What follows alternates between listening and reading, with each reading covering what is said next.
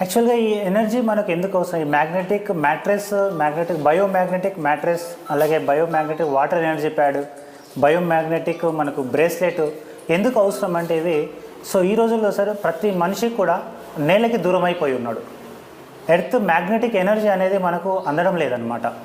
అది అందకపోవడం వల్ల ఏమవుతుందంటే బాడీలో blood circulation and oxygen levels అనేది డిస్టర్బెన్స్ ఏర్పడింది. ఎందుకంటే ఒకప్పుడు మనం చూసుకుంటే ప్రతి మనిషి కూడా న్యాచురల్గా అంటే పంచభూతాలకి దగ్గరగా ఉండేవాళ్ళం.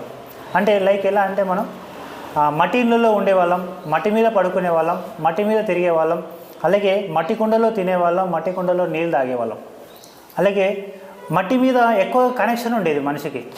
ఈ రోజుల్లో ఏమైపోయిందంటే టోటల్గా మట్టికి దూరం అయిపోవడం జరిగింది. అంటే ఎలా అంటే లైక్ మీకు చూపిస్తాను. టోటల్గా ఈ విధంగా ఇట్లా ఉండే మనము మట్టిళ్ళల్లో ఉండే ఈ స్టేజ్ నుంచి మనం ఏమైనా అంటే ఈ విధంగా టోటల్గా మనం ఒక అప్గ్రేడేషన్లో భాగంగా టోటల్గా మట్టికి దూరం అయిపోవడం జరిగిందనమాట మనం. టోటల్గా కాంక్రీట్ స్లాబ్ల మధ్యలోకి వచ్చేసినాం.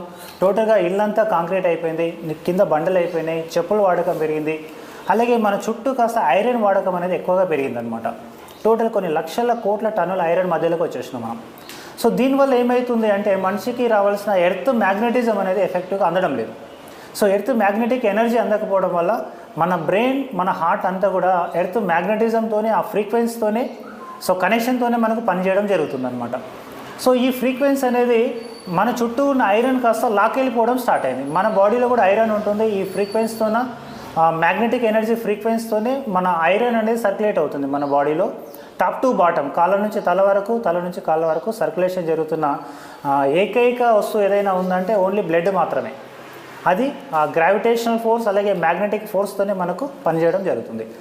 ఇట్లా మనకు ఐరన్ వాడకం చుట్టుముట్టు పెరిగిపోవడం వల్ల ఏమైందంటే మన బాడీలో డిస్టర్బెన్స్ అనేది ఏర్పడింది అనమాట. దానివల్ల ఏం జరుగుతుందంటే ఎంత ప్రపోర్షన్లో బ్లడ్ అందాలో మన ఆర్గాన్స్కి, ఎంత ప్రపోర్షన్లో అది మనకు సర్క్యులేట్ జరగాలో అంత ప్రపోర్షన్లో జరగడం లేదు.